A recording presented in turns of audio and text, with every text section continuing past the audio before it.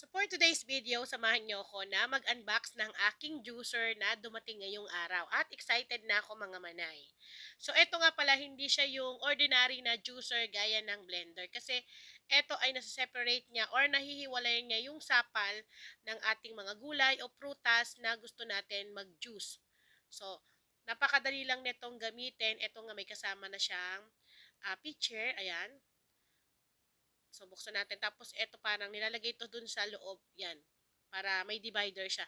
May kasama na rin siyang manual kung paano gamitin. Pero, kahit hindi mo tignan yon, madali lang naman siyang gamitin eh. Hindi ka mahihirapan. Then, in actual mga manay, napakaganda niya. At ito nga po pala ay heavy duty na yung aking ginamit for commercial. So, hindi naman ako magbebenta ng juice. Kumaga pang sa amin din. Kaso nga lang kasi ang gusto ko is yung mas malaki para marami akong majujuice. Then, ito yung kanyang lagayan na paglalagyan ng sapal. Diyan magsiseparate yun. Diyan mapupunta yung mga sapal ng ating mga ijujuice. Tapos, ganito yung kanyang setup.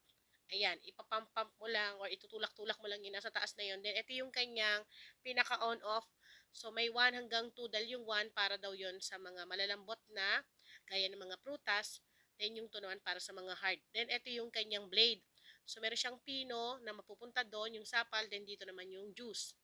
So, ang dali lang nitong gamitin, lalo na kung lilinisan mo rin, lahat po natatanggal yan. Maliban lang dito. Ito natatanggal to para po malinis talaga natin pagkatapos natin gamitin. So, ganyan lang siya i-assemble. Tapos, ibabalik mo lang. Then, ilalak mo lang din ulit ng ganyan kapag gagamitin mo para naman hindi umangat yung kanyang takip.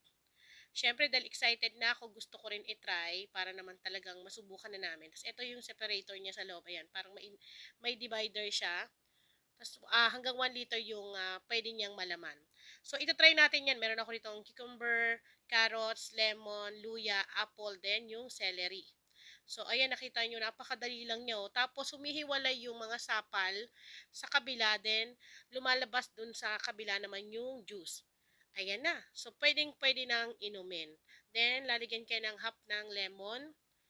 Tapos, ready-ready na to. Kaya kung gusto nyo uminom ng pure na, ayan, yung pure na gulay. So, walang halong tubig yan. Kinakabahan pa yung kasama ko. Pero, yung lasa niya, napakasarap. Manamis-namis kasi naglagay tayo ng carrots. So, again, mga manay, subukan nyo to. Lalo na kung magtatanong naman kayo paano naman linisin. Napakadali lang niya. Ayan, oh.